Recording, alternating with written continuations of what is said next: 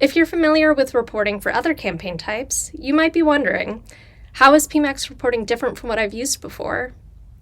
With Performance Max, ads are generated dynamically using your assets and, if enabled, your automatically created assets.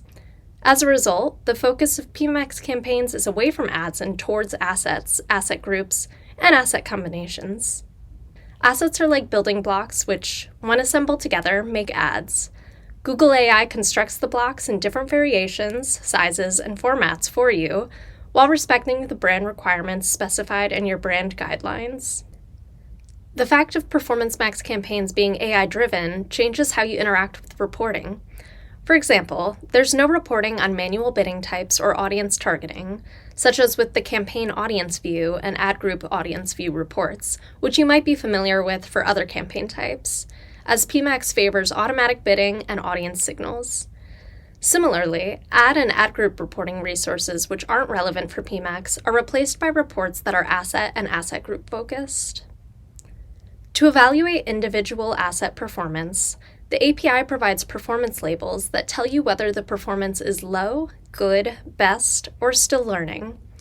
At the asset group level, you get a new ad strength field, which provides a measure of how well your asset group entities are set up for optimal ad performance.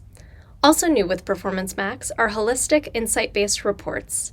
In the context of AI-driven optimization, granular performance metrics aren't necessarily the best way to improve your campaigns to achieve your business goals.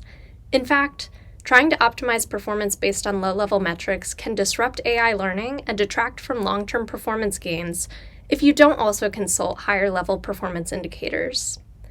For this reason, Google provides some new reporting functionality that helps you take an insights-based approach to optimizing your ads and, ultimately, your business to reach your users.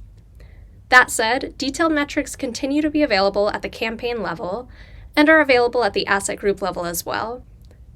I mentioned ad groups are out and asset groups are in, so how does that translate in reporting? You can think of asset groups as the closest thing to ad groups when it comes to PMax reporting.